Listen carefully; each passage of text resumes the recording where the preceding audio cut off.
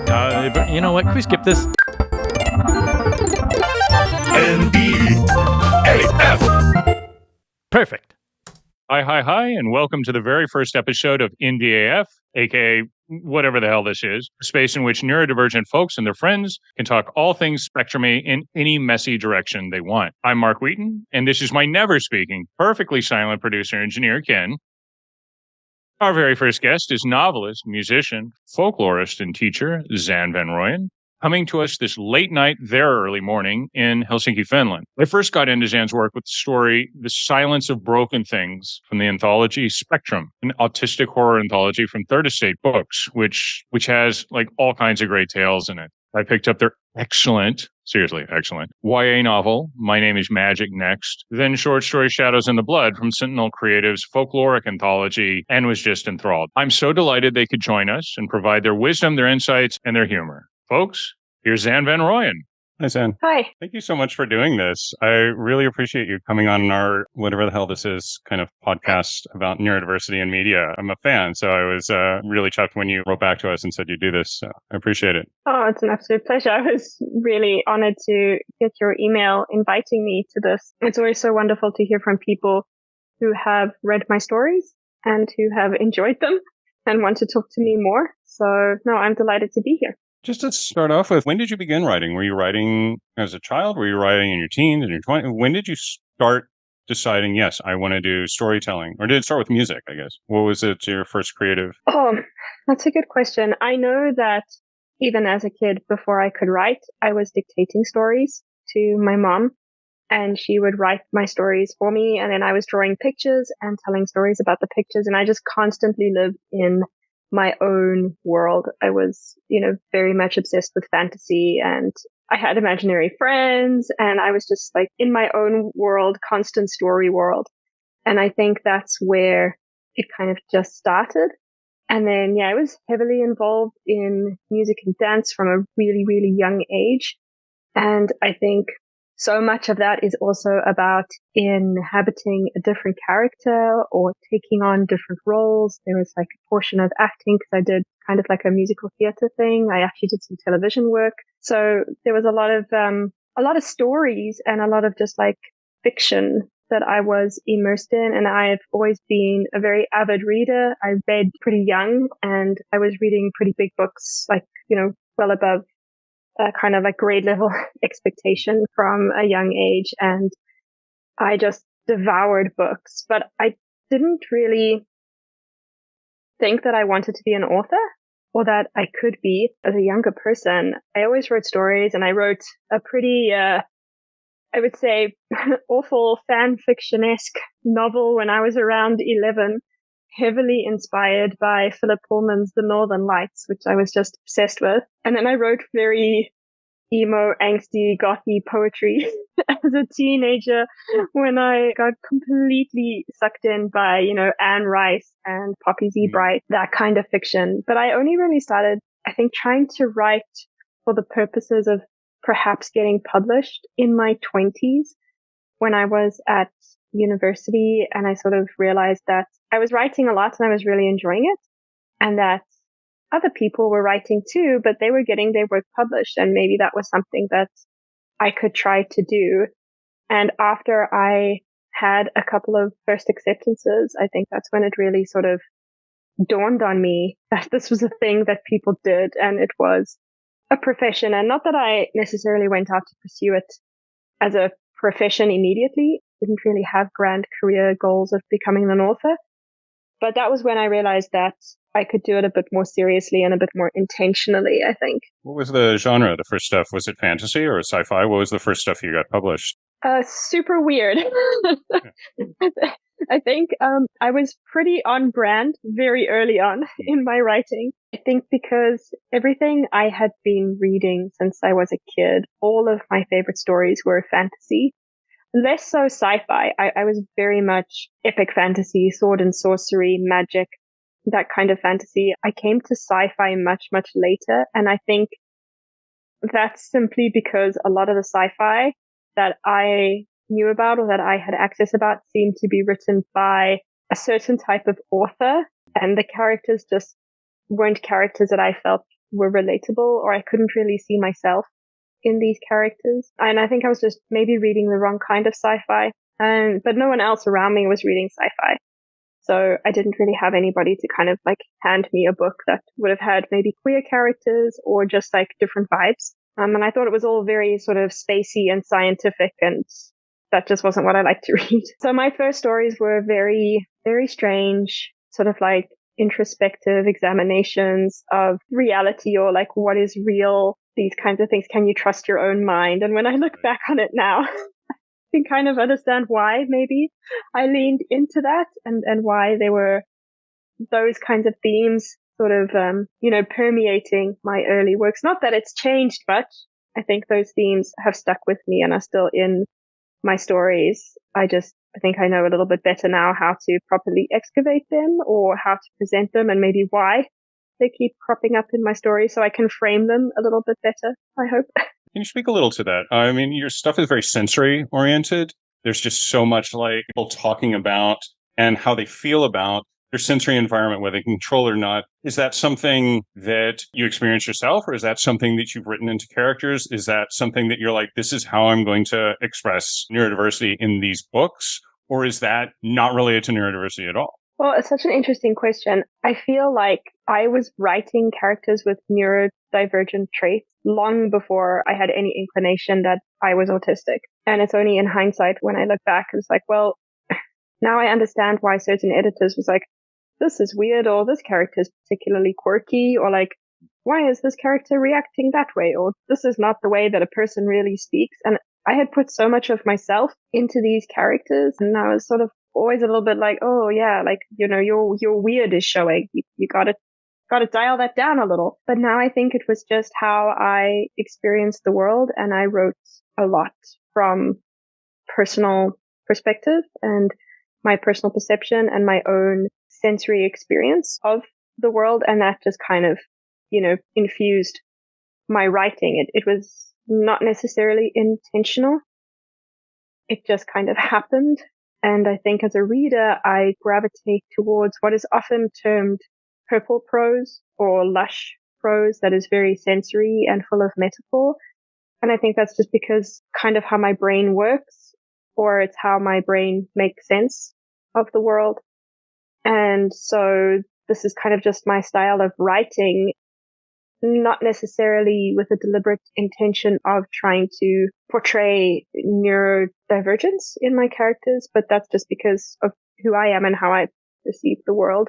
Of course, now when I am deliberately writing a neurodivergent character, specifically an autistic character, then I will try to be a bit more, a bit more honest about how I am personally perceiving the world, and include a little bit more of my own sensory perception, or a bit more about the things that bug me. In taking off my own mask, I think it allows me to kind of take off the mask that I would have otherwise forced onto the character to make them come across as neurotypical, as an autistic writer can write a neurotypical character. Yeah. But now when I know that I'm writing a canonically autistic character in my stories, I don't feel the need to do that. And I'm just like, well, yeah, this is what they would be feeling in this moment, or this is how they would be perceiving the world in this moment. And I kind of give myself permission to write them as accurately as I can based on my own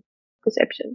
Did you ever have I say this from my own experience, I was diagnosed very late in life, and it took me about 3 years. There was a lot of trepidation going from writing just the kind of characters that I usually write, that looking back, I'm like, yeah, they're all neurodivergent, and calling autism, and like actually writing characters and saying, did you have any trepidation when you finally wrote a character and like, okay, this is going to be a neurodivergent character, instead of using kind of the amorphous, well, they have traits and they express certain characteristics, but I don't have to label it. Did you have any trepidation there? Yeah, definitely. And I still do. In fact, the story that you referenced in the email to me, the one that was in the Spectrum anthology, was the first story I wrote intentionally, openly, honestly, and called autistic in a story. And so, yes, I did have some trepidation with that, but that is why I sent it. When I subbed it to the Spectrum anthology, I was like, well, this could be the perfect home for that story, because it's going to be included in a collection that is kind of celebrating and showcasing how different people feel, think, see, interpret, interact with the world. And I'm so grateful that that story got accepted there because, it's a very good home for that story. And people who pick up that book are kind of expecting to read about neurodivergent characters. But I have a new book coming out with Tiny Ghost Press in 2026.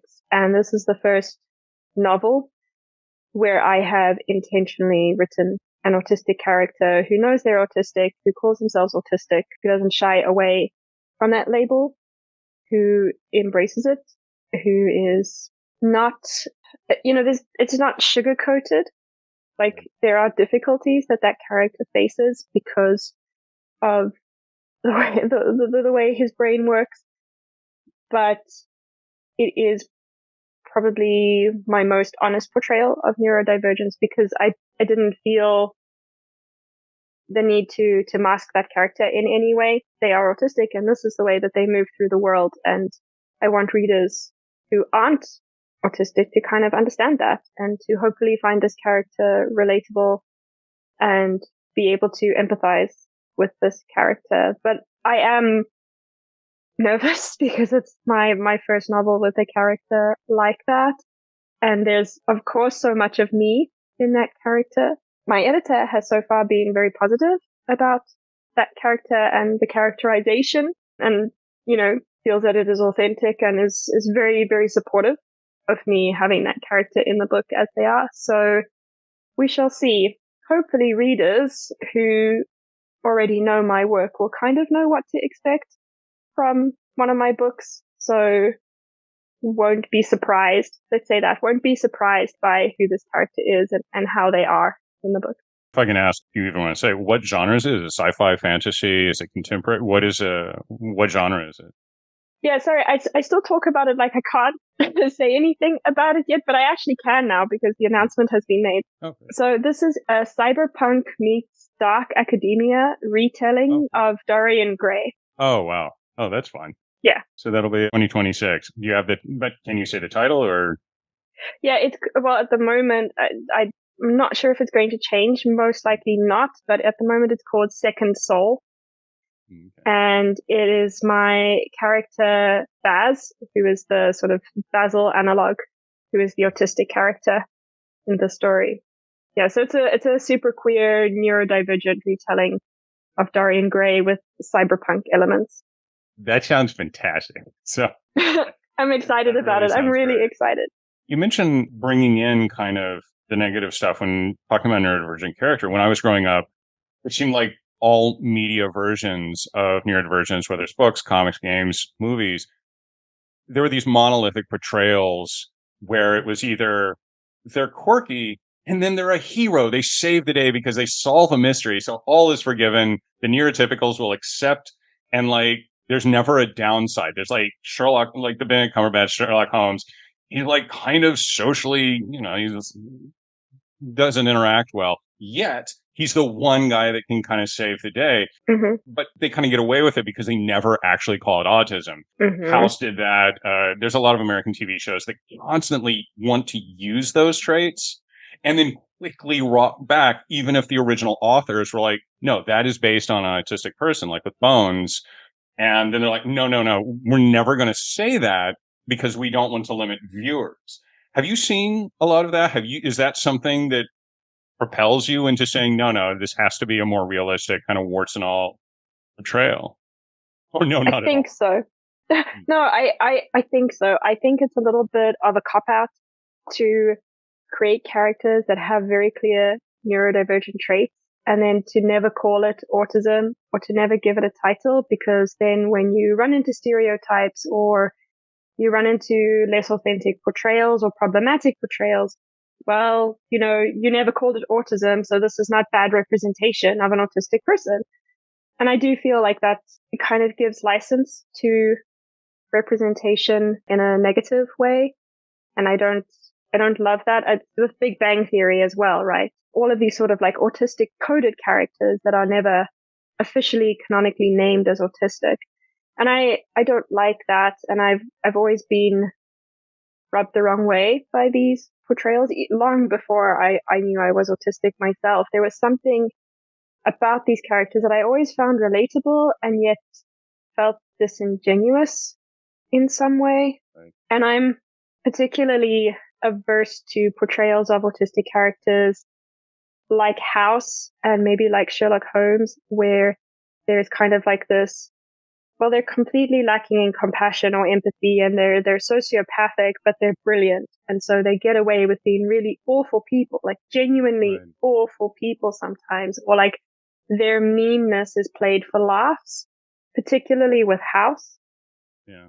And I don't love that because I think it can feed into stigmatization of autistic people and social ostracization of autistic people when the stereotype of, you know, an autistic person having no filter and being super blunt and like being mean is not accurate at all. And I think for a lot of people who are assigned female at birth, the way that they are conditioned socially to interact with the world can often make them appear not autistic because of the high level of masking. And this is why we don't see so many autistic women or portrayals of female autistic characters in film and in popular media. I think Bones is one of the few examples that was definitely autistic coded. Again, not always the most authentic portrayal. And again, that element of blunt but brilliant. So gets away with kind of being mean and not always an awesome, like wonderful person or nice person. Right. So showing that it's not just like autism as a superpower. I really hate that. I don't like that because that's not true for everybody. And the savantism that can occur in autism is such a limited demographic. Like for a neurotypical person to encounter an autistic person and be like, oh, well, what's your superpower? Are you brilliant at math? Or like, and then the autistic person is like, I'm just trying to brush my teeth and tie my shoes and like survive a day. Yeah. So with my character, it's also very internal. A lot of the issues that they face, of course, it's exacerbated by, if not directly caused by, having to exist within a still fairly neurotypical world. But it's more like internal issues of like self-worth, of wanting to prove themselves, and then also the fear of acknowledging issues with organization, with transitions, of being able to take care of themselves. Are they actually going to survive having a corporate job?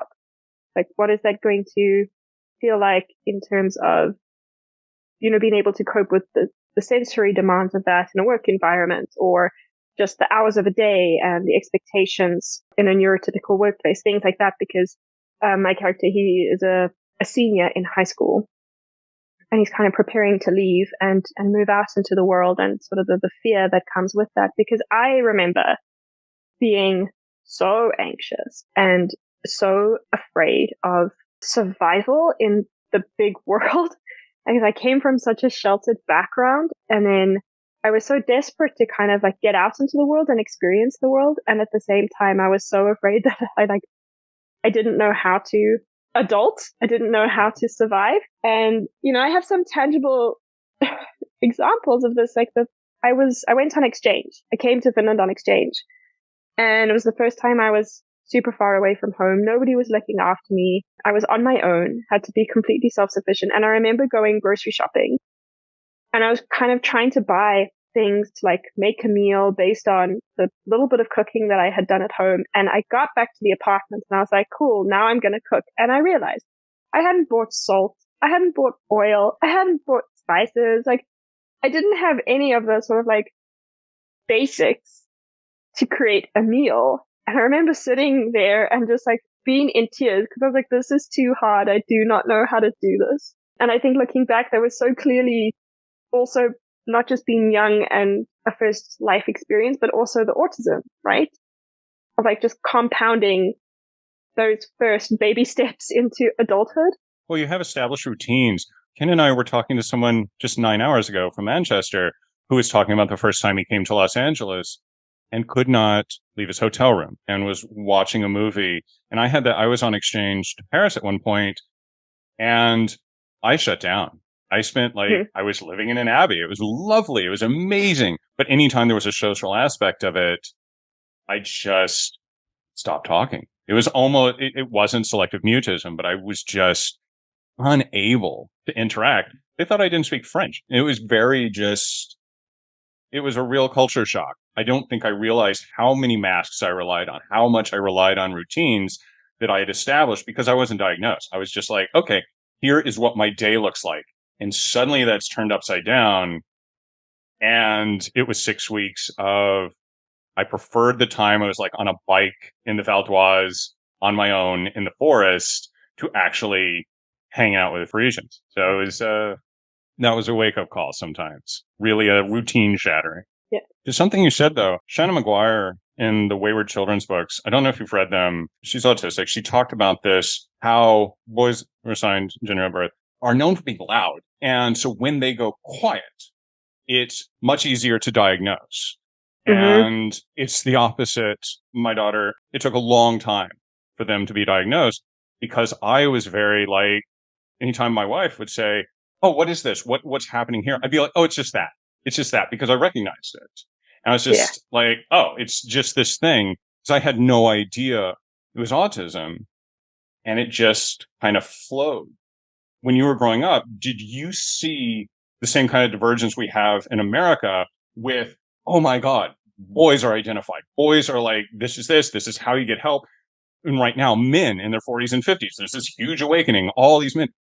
I know so many people that probably would benefit from diagnoses that aren't getting them because the help isn't directed at them. Is that the same in South Africa and in Finland now? Is it that gendered, I guess? Oh, I mean, in South Africa, yeah, I mean, in South Africa, when I was growing up, I mean, that was still an era of, they didn't even know if people assigned female at birth could be autistic. That was still being contested. And autism, what I understood of as autism growing up was, the 4-year-old boy in the corner who, if you took his train away from him, he would sit there rocking, knocking his head into the wall, like these really negative, awful, monolithic stereotypes. So, no, like, when you had somebody like me, it was very, I was a precocious, I was hyperlexical. I was reading from a young age. I had incredibly verbose vocabulary. I talked nonstop. I devoured books, movies. I had a very good memory. I tested very high on IQ tests at school. They wanted to bump me up a grade, but they decided not to because socially and emotionally, I was just a disaster. I was not ready. I was so young and immature from the social and emotional aspect. But no one ever considered autism despite having all the signs. And yeah, I mean, I think that's unfortunately that was the era. South Africa, even to this day, I think still struggles in terms of mental health awareness, mental health care. Never mind autism and neurodivergence and the diagnostic process. That's sort of what that looks like now in South Africa. I think it's probably not great. I actually can't speak from personal experience there because I've never tried to pursue diagnosis in South Africa. But I've heard stories from other people, trying to find mental health care, the right type of health care and their experiences. And it's not great, but it's not great anywhere in the world.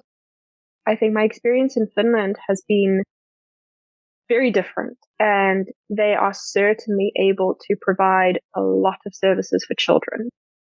They have really good, I would say, mental health services for kids, particularly school-aged kids, where the focus is on being able to support a kid in education. So there are good systems in place where teachers and parents can kind of ask for or put a child forward as a candidate for assessment for anything like dyslexia, ADHD, autism, sensory processing disorders, dyspraxia, you name it. And they have good systems in place.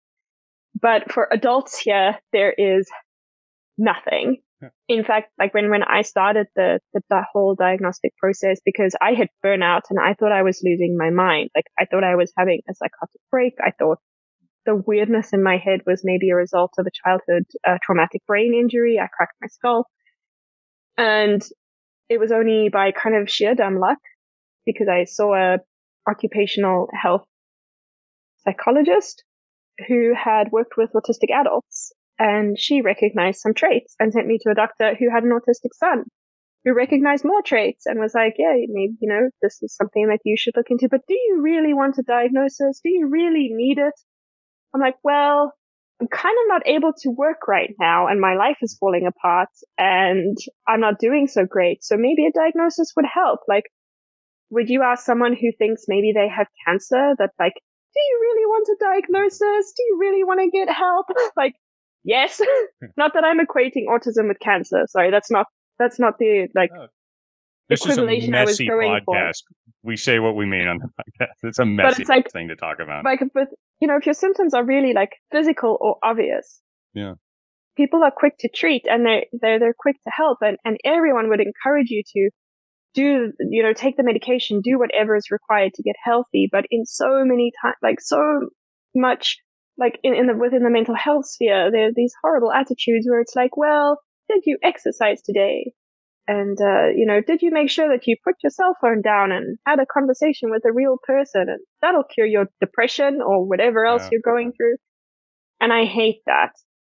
So yeah, it's disappointing that even in a country like Finland, where we pay high taxes and, healthcare is supposed to be really good, finding support as an adult, as someone newly diagnosed with autism, has been incredibly challenging. Of course, there's the additional aspect of the language barrier on top of that, which has made things slightly more difficult. But even for my friends who speak Finnish or Swedish, trying to access support as an adult is just so, so difficult. It's funny that you say that. I'm from Texas, but I fled. When I was in elementary school, it was just a special ed room. Down syndrome, ADHD, but there was like kind of this fine line between, but if you're gifted, you get to go into these certain classes and then you go help the kids in the special ed class. And it was such this just like nobody knew what to do. And when it was obvious that I was going down that road, my mother was a teacher and she was very like, no, we don't. She did not want a diagnosis. I was sent to different therapists who were like, did you make a new friend this week? Did you talk to somebody? And I just lied. Be like, oh, yeah, totally. This girl, Julie, in class, was great. And they were like, oh, good. You're making such progress. I went through 4 of them. And now Texas is going with, you can put autism on your driver's license. So there's a number of people who are like, oh, so it's this thing. And then they're starting to realize, no, it's because they want to take driver's licenses away from autistic people. And it's just, there is nothing that they're going to do right with this. And I thought my whole life, was my mother right to not get that formal diagnosis from me when I was a kid? Because she knew what that meant, that's permanent. And as things change, who knows how it's going to impact medical insurance, especially here, how it's going to impact employment.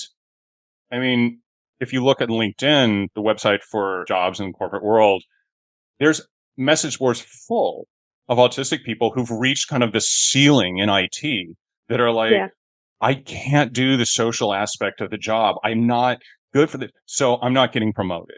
I'm not going to this. I'm not doing better. I'm not getting coached by these companies that are going after the neurotypicals in my company. I'm not finding that.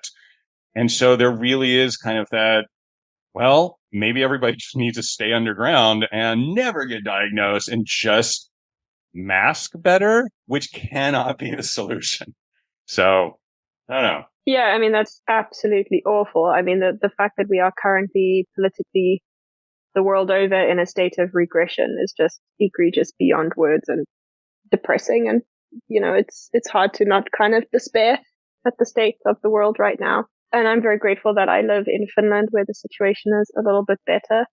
The anti-discrimination laws here are pretty robust, and they would have to really, really try hard and have a lot of evidence to prove that I was not capable of doing my job and performing the necessary duties in order to fire me. Or, of course, it's different if you are, interviewing for a job and you're open about your autism. They can find other reasons to not employ you that would never look like discrimination.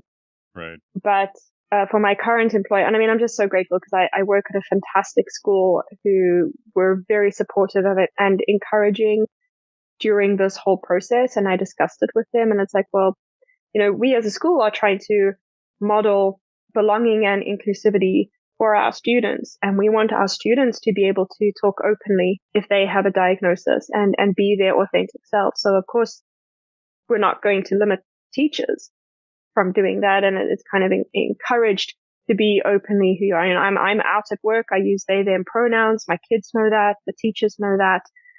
That's on my official, email signature that goes through my school email.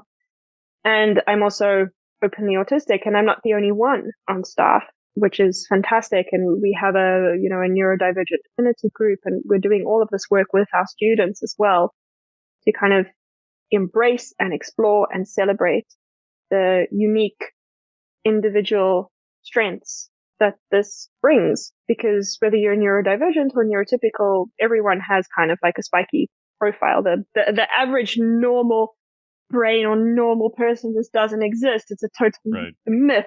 It's a statistical thing that it is not a real person. And yet we have so many sort of like education models around this mythic normal average. So I'm very grateful that I'm in this position where I can be open and honest about who I am. I needed the diagnosis. I was actually trying to pursue what they call like neuropsychological rehabilitation here. And I needed the diagnosis in order to get that referral, which I got. But I could never find anybody to provide that treatment for me, unfortunately. So sort of somewhat abandoned that and just bought a whole lot of books to kind of like self-educate and self-rehabilitate and, learn more about being autistic and what that means, and just get involved more with autistic community online and in person. So that's kind of how I've gone about it. And yeah, thankfully with the support of my employer. You said there's a lot of resources for kids there. My daughter is surrounded by neurodivergent kids. She's at a gifted magnet here in town. And they all have the language. They know how to talk about it. They know so much more than I will ever understand. Like, I have to unpack certain things that takes them 30 seconds. And it's it feels like the next generation's in good hands. Do you see that there? Do you see that that's paying off, being able to give kids resources from an early age that they recognize and are even able to self-diagnose characteristic and say, oh, wait, that is this? Yeah, I mean, maybe not so far as to like self-diagnose. I think depending on the age, I think definitely like, it depends on how self-aware the child is, I think. But I think from a certain, I wouldn't say age necessarily. It's not such a clear delineation, but I think from a certain maturity and a certain self-awareness point, kids can kind of see traits. And the more we normalize talking about being autistic or talking about ADHD or talking about being dyslexic, the more they might be able to recognize certain traits sooner, and the better representation we have in media, like in books and in TV shows and in movies, the more a kid might be able to recognize themselves and then those traits and then, start that process or start that journey if that's what they want. And yeah, I think also the more that you can kind of like normalize that and be open about it, the less you stigmatize it, the less bullying a kid who is different may face, the more compassion and empathy you're going to create in that peer group that surrounds them. And at least I'm at a very kind of special school. It is not a Finnish school. We're at an international school. And we have small classes. We have a lot of teachers. Our ratio of students to teachers is incredibly good. We have a dedicated student support team on campus every day with various different learning and social and emotional supports. We have like school counselor. We have school psychologist, child psychologist on board. It's a special school from that angle with just the resources that we have to support students. But I see it in kids, even in, the pretty young kids, a lot of like, kid is coming in and they don't speak any English. I'm helping them, and I'm going to like, sit with them and sort of like gesture and communicate in the way that I can. Or, this kid is dyslexic. They might read a little bit slower. So like, I'll sit and help or whatever, like of their own volition, not being asked to just because that's what friends do. And we try to foster that sense of understanding difference, but not in a way that others people, but rather just like, yeah, we all have different strengths and we can all celebrate those strengths. And then we might have times when we need help and need support. And that's when we can offer support to other people if that's the thing that, we want to do. And just kind of creating that sort of environment of kindness, I guess, and understanding. That's the goal. Yeah. As a teacher, I mean, obviously from the writing and from the dancing, from the acting, you're a very creative individual in like all aspects. And I guess some of that, nothing to do with neurodivergence whatsoever, but it might be like seeking outside. It is what it is. Creative people are creative people. How does that impact you as a teacher? What are the things that you bring into the classroom where you're like, okay, this is going to be out of me. This is going to be this thing that might be empathy born out of autism and like really understanding what people are going through. Like, how does your autism, how does your neurodivergence affect or not affect how you approach your students, how you approach creativity in the classroom? Ooh, it's a tricky question to answer because I don't always know if what I'm doing is so different from what other teachers are doing. I think I've learned over the years that there are certain approaches that I take in my classroom that are definitely different from other teachers. And I'm sort of starting to recognize that more and more. Well, definitely the fact that I'm a music teacher, I get to teach what has always been my intense interest. And I cannot imagine trying to teach anything else. Like I am so passionate about my subject and I get to be passionate every single day with my kids. And I would hope that my very genuine, real enthusiasm for music and love of music can sort of inspire them or reach them or touch them. And I know from parent feedback and student feedback that there have been kids who have maybe had challenges in other academic areas or just had challenges at school who have maybe found some respite or some solace in my music room with me. I do tend to take a more relaxed approach with the kids. I don't mind if they lie down, sit, as long as they're safe and as long as they're not disturbing anybody else. It's really about respecting personal space and personal boundaries, and consent and things is a big deal in my classroom. But, I've had kids who need to stand up and walk around the classroom in order to listen, or I have one kid who cannot answer a question sitting still. Every time this kid answers a question, has to stand up, walk around, walk to the board, sway, move, will come and like pick up the marker from the board and start drawing the answer on the board. And just because that's what's going through that little mind, and that's the way that this kid needs to express the answer and get all of the very complex, convoluted thinking out of their head. And I know for a fact that in previous classrooms and in previous schools, that would never have been tolerated. And instead of being able to engage and interact and share some seriously incredible high order thinking for this kid's age, they would have been spending all of their cognitive resources on just trying to keep themselves still. Right. Right. So from that angle, I dislike when sometimes I have interns or sometimes I have educational assistants like EAs in my classroom who will try to keep a kid still or will like constantly ask a child, sit up. And I'm like, what? Just leave them. They're listening. They're engaged in their own way. They don't have to look at me. They can be lying down. I'm watching the body language. I'm watching them take notes or what they're doing, or I'm seeing that they're answering the question. Or that kid is going to go and help another kid who was sitting still, but who didn't grasp anything. Right. So, sometimes I feel like the focus is on the wrong thing sometimes in a classroom. And I guess that's what I bring to my classroom. And I cannot imagine teaching the same content year after year after year without changing it up, because I would get bored. And if I'm bored, guaranteed my kids are going to be bored. Right.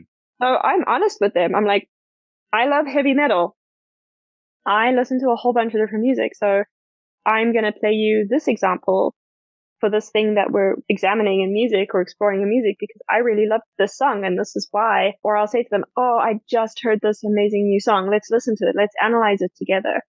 Or invite them to bring music class because I genuinely love discovering new artists and new music. Yeah. So I always invite them to teach me, particularly because it's in international schools. We have kids from all over the world. And if they can share music from their culture in their language. I genuinely love it. And I hope being honest and being genuine and being open with my kids helps them not only to see teachers as human beings, because they sometimes think we just exist in the classroom, but also helps them to feel safe, that is a safe space. Not just that a teacher's saying, oh, this is a safe space, but actually genuinely showing that you can be your authentic self in that space. And yeah, that's a thing that will be loved and not just tolerated, but actually sort of, welcomed and celebrated. Made me think of there's a great documentary that came out here a few years ago about someone who realized they couldn't go to a regular movie. They were having a really hard time with social interaction, understand the emotional needs of others, but yet Disney musicals, Disney animated musicals, you're like, oh, when the emotion is broad, when the emotion is, I don't know, whether it's Rocky Horror Picture Show or Rammstein or Erasure or, Oklahoma or whatever it is, when it's really spelled out in Beauty and the Beast or Aladdin, like, now I can have this reaction. And he took Disney movies and would start giving these talks at schools and show and say, Ariel is doing this because of this. And there were breakthroughs all over the place where it was just going to where people are, going to where they can understand an emotional response that might just not read to someone else. With music, they're like, oh, okay. So these kids were like, I understand that. I get this. I get that. And when I saw that doc, I really responded to it because I was like, that is me. People think I have no musical taste. And I'm like, no, I just like all things that are very dramatic. I like things that are bravura because it really reads to me. Broadway musicals, heavy metal, certain pop, like it really just or real authenticity. If it's just like American country music that sounds like it was made for a mall, I'm just like, there's nothing here. It's just, it feels synthesis. It feels like it came from a lab. I don't even hear it, but something big and bright. I'm like, okay, that's something that I can deal with. And that's something I actually can hear. So I thoroughly believe that understanding emotional understanding through music is quite a thing to teach kids. Oh, yeah. And I mean, I'm so glad you mentioned the musicals because that's what I grew up on. I grew up on a solid diet of Oklahoma and Showboat and Sound of Music and Cats. And then I was into all of Andrew Lloyd Webber. And I love musicals. And that's what I think I was just like, I was into musical theater as well. I was doing something called like song and dance, which was basically musical theater. And that's how I got into television work. And in terms of like art music, classical music, which was, that like a school where that was kind of like how you learned music, right? You learned to play Bach and Mozart. But I love the romantic. Yeah, exactly. Yeah. I love the romantic composers. I was all about Chopin and late Beethoven, and the more dramatic, like give me Shostakovich, give me Mahler, give me Rachmaninoff, break those piano strings. Like the more intense and dramatic it is, I love it. And I think that's why I love heavy metal so much. Well, and I love, it's the intensity of not just like from a musical, like the musical elements aspect, one can get into like, analyze the dynamics and the tempo and the instrumentation and the texture and the production and everything. But like just the intensity of feeling that person had when they created that music. I think that's what literally resonates in my body. Like when I can feel the music in my bones, that's what I love. Yeah. The more I allow myself to see Shostakovich ballets, the more I learn about his life, the more I learn about the duress under which he wrote and the drama. I'm just like, it's like fencing. There are certain things that I think are like, you're like, Shostakovich is in the column for like neurodivergent fans of classical music. I love Shostakovich. My mother likes Shostakovich. It's just something that everything is normal. And then you're like, okay. So that's on the other side of things. He was badass. He like hid messages in his music. He was a political rebel. I've actually been to his grave. Oh, where is it? Where is he buried? In St. Petersburg. Oh, okay. I did not go there when I was in Petersburg. I don't mean to do a savage left turn, but it is going to be a savage left turn. I was interested in talking to you about folklore and interested in why you have an interest in folklore, because when I read your story with Sentinel Creatives, I was just like, oh, okay. Yes, you can find that, this is the same author, but it really blew me away, and I really enjoyed reading it, and I really got into what you're describing as like that sensory kind of purple. Like I was like, it's short, but it's transporting, and that's the kind of stuff that I read endlessly. And sometimes writing just makes you stop and you put it down because it's like and I really, really enjoyed that story. And Thank you. It's a great story. But the witch character, I was kind of like, it made me think as I emailed you about kind of Spark, where it's just that you have people in the past, people in folklore, people in this. And I've talked to a number of neurodivergent authors who write about folklore in that way, or write about witches, write about supernatural, write about things in the past that they realize now, oh, that was neurodivergence at the time. And we hanged them because our Christian, whatever the hell, just did not frame with that. And we were like, oh, they're trying to sell pigs to the devil. What was your first introduction to kind of folklore that kind of really resonated with you? What was the first kind of book? What was that you were just like, wow, that's another incredible secret world that isn't invented by some 20th century monolithically white Western male author? I'm looking here because I have this bookshelf where I have like all of my Celtic mythology books, and I have like fairy books, and monsters from various different cultures. It's all on my bookshelves. I love this stuff. I think that was another one of my very early intense interests was mythology, and I'm not entirely sure what was like maybe my first contact with mythology, but I remember having this illustrated book of creation myths that covered the gamut from, sort of the fairly typical Western diet of Norse and Celtic stuff, but to like Mesopotamian, Mexican, Mesoamerican, Native American, like North American, Aboriginal, and it just fascinated me. And then I got more and more into mythology, and I think I didn't know the term allegory. I didn't know what that was, but I recognized metaphor at least in these stories. And I think it was one of maybe the first places where I got to see characters with these exaggerated traits in them that felt more like me, maybe in some respect. And also it was kind of like a safer place for queerness.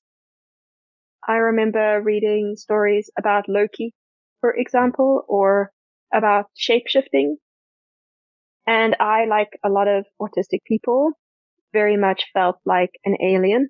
Like I did not belong in this world, that I was not human, which was definitely compounded by gender dysphoria once puberty hit. And I really felt like I was just not human, and I was from another world, another planet. And I think reading about mythology, it kind of almost was comforting to think that actually could be true.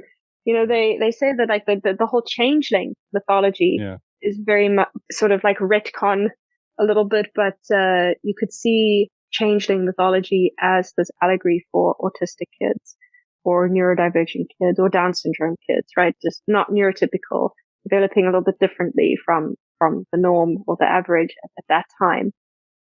And so I think in reading these stories, it just, for the first time, it made me feel like, oh, maybe that's the kind of world that I belong in. Maybe I was sort of, accidentally passed through a fairy ring, and this explains why I feel so weird and why I feel like I don't belong, or why, I have certain sensory perception issues and why I don't like the feel of certain fabric. Well, maybe it's my fairy genes, and this is just the narrative in my kiddie head that was trying to make sense of the world and the way that I felt in it and the way that I felt I didn't belong in it. And I think that was sort of why I fell in love with mythology, and I've never fallen out of love with mythology. I think it's such a good, what's the word? Like a parallel for the human experience. Right. And it gives us this ability to kind of play in this other realm and examine very human things, very human traits, but in a much more freeing way because we're not bound or constrained by human physics or human anatomy. We can just kind of explore. This is actually the book. I was looking for this. This is the book that I had. I've had it since I was a kid. Sorry, wow. for people listening, you won't be able to see it, but it's called The Illustrated Book of Myths, Tales and Legends of the World. It's very old. It's probably highly problematic in terms of the appropriation and how these stories have been gathered and probably sanitized for a Western audience. I absolutely recognize that. But yeah, this was the book that got me into mythology and just fascinated me. Well, when you kind of are grasping at straws for representation in any form or fashion, your mind kind of looks out for you. Like, it's like, oh, Yeah. here's this. And you can build that kind of self-narrative and soothe yourself in that way. So that's great that you found that. It feels like you see that here and there. I've talked to other authors who are kind of in that space also. And I have much darker ones of that with like horror films and such, where you're like, oh, I'm the monster. I'm Jason Voorhees. I'm the Frankenstein's monster. I'm the one that's kind of outside. And I always thought that was weird. Like, I'm the Wolfman. And I found out like 1,000 people were like, I'm the Wolfman. And there's 1,000 people that are like, I'm Michael Myers from Halloween. I'm like, okay, so we're all good. We're all just kind of looking at the outside perspective. And our mind is kind of like, see, it's okay. Mhm. Everybody is this. So it's a different kind of myth. It's a universal Hollywood myth, but it certainly set me up as a kid. I have not finished Silver Helix, but I'm very much looking forward to that. There early on raises a real sci-fi concept that I wanted to bring up, which is genetic modification. Mm. It feels like every day there is a new story saying autism comes from pollution. Autism comes from this. And the first time I ever kind of heard about autism as an adult, I was at a comic book convention, and this guy was like telling me that as the vaccines went into his child, he watched the dulling of the eyes as they became autistic. And I was like terrified. I was like, what do you mean? Like, that's a thing? I can't, I wasn't about it. I was like 20. Yeah. And I was like, that is horrifying. And I love this guy's comics, and was like, but it feels like there's a new thing. And there's a genetic thing. It just feels like it's all over the map. I don't care where autism comes from. It's not the thing. I'm also adopted. I don't care what my real parents are like. It doesn't affect my day-to-day life. But if there is a future where there is genetic modification, if there is something in the brain that you can say, oh, it's this. Oh, you could go into a neurotypical existence. You could move into that space. Your children could move into that space. I think that gets dicey really quick. But if there was an absolute, here's the thing, autism doesn't have to be personal tripwire in this aspect, or maybe just a pill, or maybe just a shot. How do you feel about that? Would you find a way to say, oh, I've grown up with it, it's fine, I have no interest whatsoever in suddenly existing in something else that's probably just as difficult, but I'm glad it's available to others? Or would you say that is a complete human evolution does not need to go in that direction because that's actually quite exclusionary, and think of all the great things that neurodivergence has brought to the planet this far? I think of all the medical conditions and ills in the world that you could be looking to find a cure for, autism is not the thing scientists should be spending their time on. I think there are so many other conditions that would be better served by actually trying to find some kind of like cure or panacea.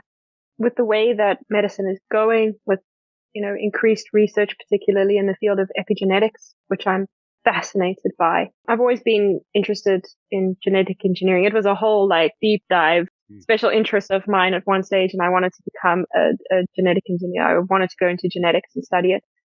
So I've always been fascinated by it. And that's why in Silver Helix, there's this whole thread about the genetic engineering aspect in that story. And actually, I examined something a little bit similar, but different with Second Soul, my Dorian Gray retelling as well, sort of like using technology as an assistant for autism. So kind of like, how could we improve not the autistic experience, but the experience of autistic people in a neurotypical world. If we're never going to be able to have a world that is fully accepting, that is fully open and designed for neurodivergent people, then maybe we need to help the neurodivergent people suffer less through a neurotypical world. And it's kind of like, well, we should be changing the world, but that's a slow and arduous process. And we one step forward, 5 steps back sometimes. So maybe if we could develop tools to alleviate suffering, pain, difficulty in the autistic person's life, in any kind of like disabled person's existence, then we could do that too. And then, have that as an option for people, whether they choose to participate in these things or use these things. I think moving into the realm of sort of like, genetic testing, where you can now tweak the genes of your unborn child to make them not autistic, for example.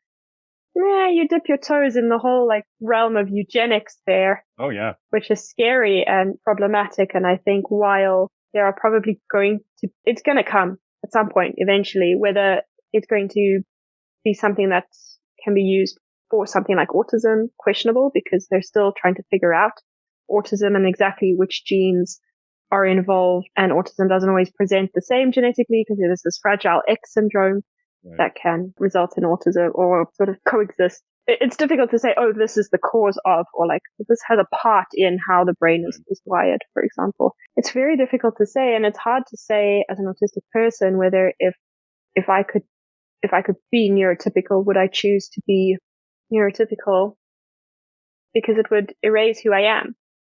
And I find it quite difficult to imagine being somebody I'm not in the same context of my life. I think if I had not been autistic, I wouldn't be who I am today. And it's such a weird sort of, what's the word? Like, a mental exercise to try to imagine that. But I think if these things are perhaps seen as aids and not as methods of erasure, I think that's different. I mean, like, you wear glasses, right? I wear glasses to drive.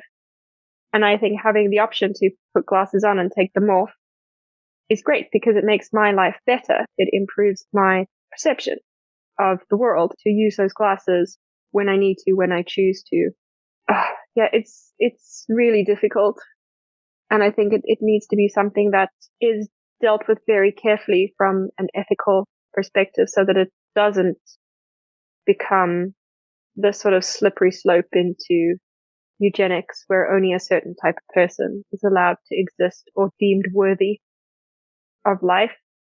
I don't have a better answer than that because it's quite a scary thing to think about. Great answer. When I talk to people, and I certainly have, who say absolutely that they drop out of this and they go into the neurotypical world, it always feels like that's more of a symptom of how that world is, how the neurotypical world treats them, than who they are as a person. And I'm like, but you love when you're at like a thing and you're sensory overloaded in Times Square and there's that great feeling, or you're the most empathetic person I've ever met. You like really, really are there for your friends because every little thing you pick up on. And it's just like, there's all the great aspects. I'm like, you throw that away for beige. And it's like, I don't know, or whatever becomes. And I'm like, and it's like, oh, I get it, because things have not worked out. Things have been so difficult, family, and so you totally can be empathetic with that situation also. So I don't know. Yes, it's a slippery slope. I mean, the guy who invented Asperger's specifically was denoting it to be eugenic. And it's only like yesterday that I was formally diagnosed with Asperger's at one point, and now it's like, oh, wait, no. And you have to convince people one at a time. No, we don't say that anymore because of this. Yeah. If you're like, wow, that's a new Wikipedia entry. Some changes. Yeah. It's scary how few people within the autistic community, and I'm talking about people who are working with diagnosis, even know that. Like, I had doctors, not my neuropsychologist who did the assessment, but I had other doctors, like GPs, talk about, oh yeah, you've probably got Asperger's. And I was like, well, like, he was a Nazi, right? Who conducted really heinous experiments on children, and they had no idea. And then I even had doctors like apologizing to me saying, well, you would have been diagnosed with Asperger's, but now, the new criteria has come out and we're not calling it that anymore. And I'm like, thank God you're not calling it that anymore. We don't want to keep that name. And there's a very good reason to not keep this kind of like harmful, hierarchical, diagnostic term in our lexicon. Like, things evolve for a reason. And yeah, that's why I say, like, if it's so perhaps a way to look at it is that for many people with different mental health conditions, taking medication can be either really, really positive, or sometimes it can be negative. Some people thrive once they start taking medication because they're like, oh, this is the best version of myself now that I do not have to just struggle to get out of the bed in the morning because I am just absolutely debilitated by depression. Like, now I can thrive and I can create and I can be this best version of myself medicated. And some other people take meds and they feel that that it's numbing, or it, like, as you say, it turns everything beige. And I think it's so individual that I'm not against any kind of treatment or medicine or intervention from like existing per se, as long as it's not straight up abuse like a lot of the ABA approaches are. Like, that's not what I'm saying, but like having something that's medically developed that then gives autistic people the option. Well, like, maybe I want to take whatever pill is going to dampen my sensory perception for the next 2 hours so that I can better enjoy a concert without the fear of getting overwhelmed and having to walk out halfway through. Like, that's something that maybe I'd like to be able to opt into occasionally. Yeah. That was the last question. If there are this next generation or younger writers that are moving into writing about neurodivergence, whether in games, whether in comics, whether movies, books, kind of from what you've done with your book coming out, but also what you've done in the past, what kind of advice would you give them? And I know that's such a canned question. What kind of advice would you give to an up and coming writer? Like, to explore, do you have anything that you've kind of learned about yourself where you're like, oh, this is the kind of deep dive I have to do on myself in order to express to another person my own experience of neurodivergence? Like, what kind of things would you tell somebody who's looking to accurately portray their experience of neurodivergence to someone else as a writer? Or we can totally stop the podcast before that and just... No, it's okay. I'm happy to answer this question. I think it depends on something here. So, like, if you are writing from your own experience, if you are neurodivergent and you want to kind of like excavate your internal world and your own perceptions and experiences and sort of pour yourself onto the page, I think I have two pieces of advice. One is that you need to be brutally honest with yourself. Like, you kind of have to sit down with yourself and feel your feelings and really think about who you are, how you respond to the world, who are you without that mask on. Because sometimes we mask so much, we actually hide ourselves from our self-perception. It's kind of bizarre, but like, we can almost become strangers to ourselves. And so I think really you have to kind of dig deep and be very honest with yourself about who you are and how you feel things and how you see things and how you perceive things.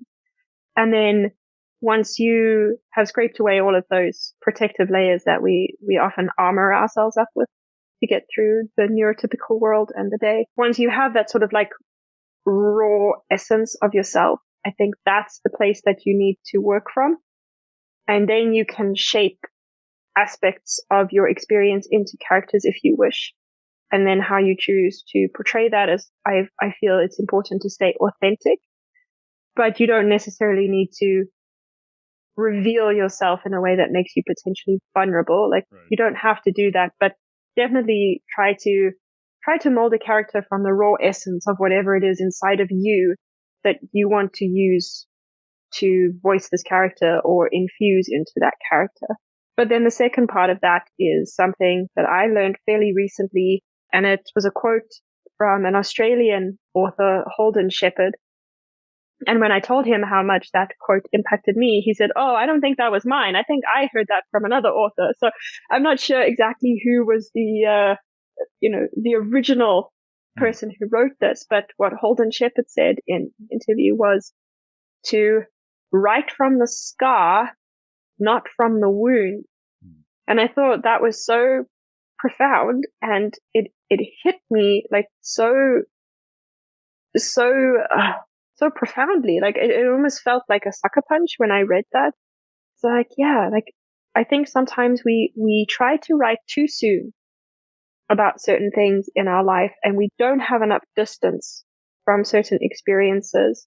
And it doesn't necessarily have to be like super traumatic, negative experiences. It can even be a positive experience. But if we don't write more from the scar, like giving ourselves a little bit of distance before we try to write an experience, I think it can not only potentially be triggering or re-traumatizing for us to relive something or to use something from our life experience we haven't yet healed from or haven't processed fully, but I think it also perhaps diminishes our ability to accurately write from that experience through a character, or to put that experience into a character's life. And so, yeah, those are the two bits of advice I would offer for someone who's wanting to write from their own experience. And then for somebody who wants to write a neurodivergent character who isn't neurodivergent themselves, I would say make sure that you have lots of neurodivergent friends who you can draw inspiration from.